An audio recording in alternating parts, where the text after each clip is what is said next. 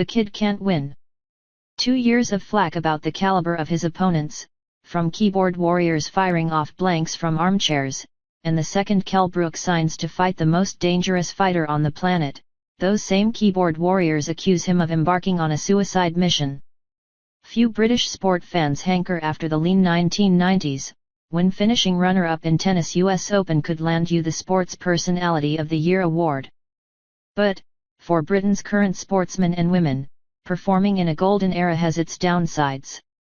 For when gold medals and world titles are falling down on the public like a blizzard, it becomes difficult for an athlete to stand out from the crowd. Britain has 14 boxing world champions, some of whom could walk down any high street in the land, except, perhaps, the high street in their hometown, unaccosted. Maybe they enjoy the anonymity, but anonymity doesn't get the tills ringing.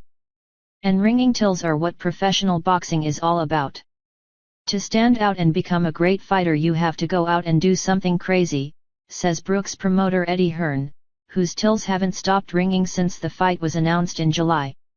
You can't just defend your world title against mandatory challengers in Sheffield. That's where the sport has foundered in the past. Now there is an acceptance from fighters and their teams that they have to be in big fights.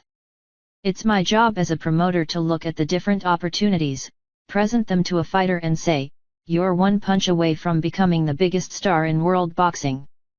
Go and do it, son, and you'll change your life forever.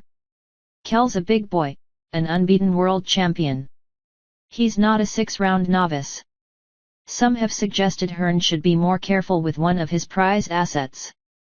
Gennady Golovkin, whom Brook fights at London's O2 on Saturday, is a career middleweight with 32 knockouts from 35 pro fights. Watch Golovkin's highlight reel and you'll see him iron out opponents in every which way. Meanwhile, Brook has spent his entire career at welterweight and is jumping 2 weight divisions in order to challenge for Golovkin's WBC and IBF belts. More illustrious boxers have tried and failed to do the same, including Cuban great José Nápoles, against the equally great Carlos Monzon in 1974.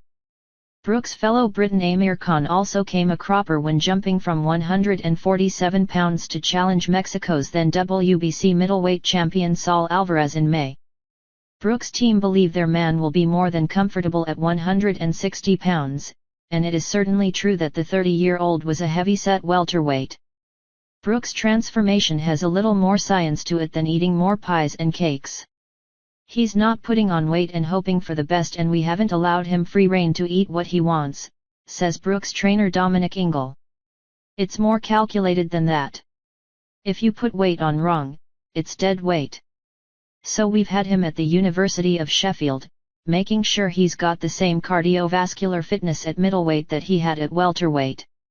He'll be conditioned, unlike Khan against Alvarez, when he didn't look in the best shape. He'll have more energy and his heart will be able to carry him through the fight. And if Golovkin thinks Kell is too small and won't punch hard, he might get a shock.